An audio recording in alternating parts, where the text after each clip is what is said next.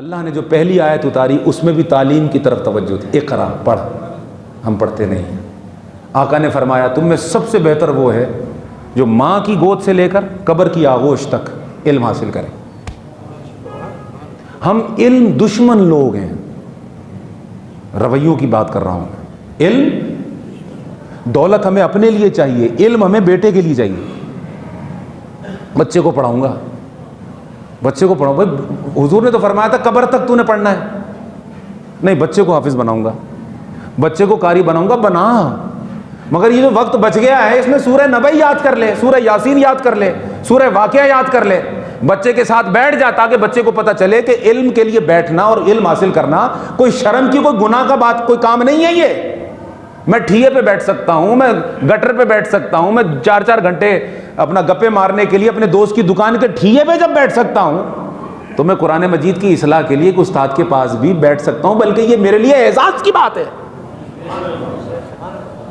سبحان اللہ کہا نا آپ نے، کچھ نے نہیں کہا، اس لیے نہیں کہا کہ ان کو ڈر لگ گیا کہ بھائی تو قرآن سیکھنا پڑے گا، صاحب یہ کس طرف لے جا رہے ہیں ہمیں۔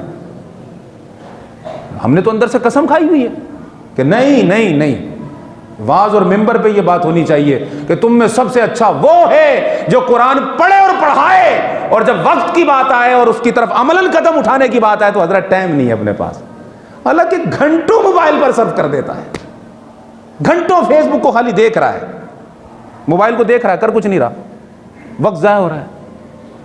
تو عملاً ہم لوگ علم دشمن لوگ ہیں، مزاجاً علم دشمن ہیں، لذت پسند لوگ ہیں۔ اس لیے ہمارا جو جسم ہے وہ جلدی بوڑھا ہوتا ہے، اور ذہن سوچنے کی صلاحیت جو ہے وہ ختم ہو چکی ہوتی ہے، تعمیری صلاحیتیں ہمارے ذہن میں رہتی ہی نہیں ہیں کہ نظریات اور افکار اندر سے نہیں پیدا ہوں، بس وہ بھیڑ چالے چلتا رہتا ہے۔ 2 مرض تو یہ ہیں جن کی بنیادی وجہ منہ کا خراب رہنا اور گندا رہنا، اور یہ پان ہے، تمباکو ہے، سگریٹ ہے، 3600 قسم کے نشے ہیں، اور کھانے پینے کی عجیب معاملات ہیں، وہ ہر وقت چھالیاں منہ میں ہے، کچھ نہ کچھ دیکھو چبا رہا ہے، کچھ نہ کچھ چبا رہا ہے، کچھ نہ کچھ منہ میں ہے۔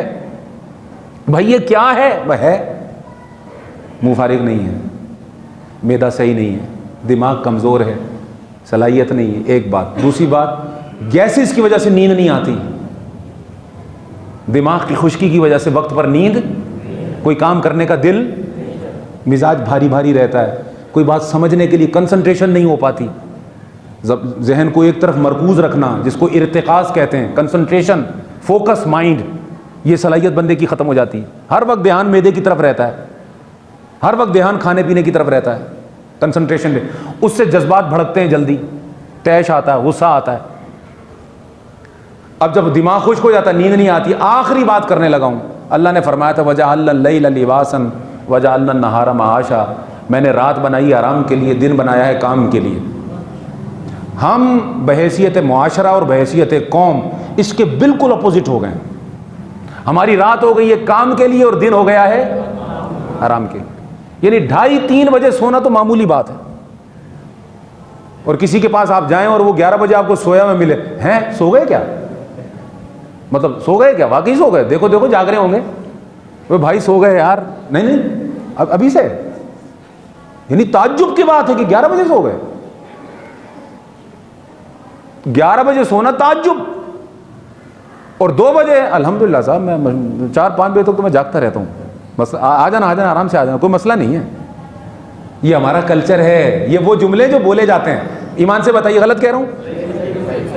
آ جانا صاحب 1:30 بجے تک آ جانا، 2 بجے کوئی مسئلہ نہیں، ہو جائے گا، آ جانا آ جانا۔ تو رات کے راجا ہیں ہم، رات کے راجا، رات کی رانی جو ہوتی تھی نا کبھی کو پودا، اب ساری قوم رات کی، اللہ نے فرمایا رات بنائی آرام کے لیے۔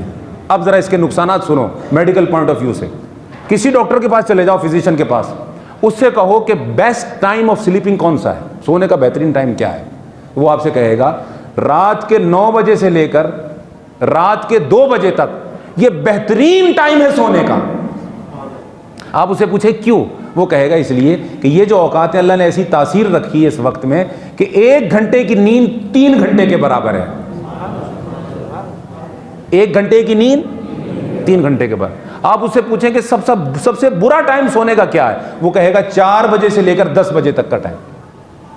آپ پوچھیں گے کیوں؟ وہ کہے گا اس لیے کہ ان اوقات میں 3 گھنٹے کی نیند 1 گھنٹے کے برابر ہے،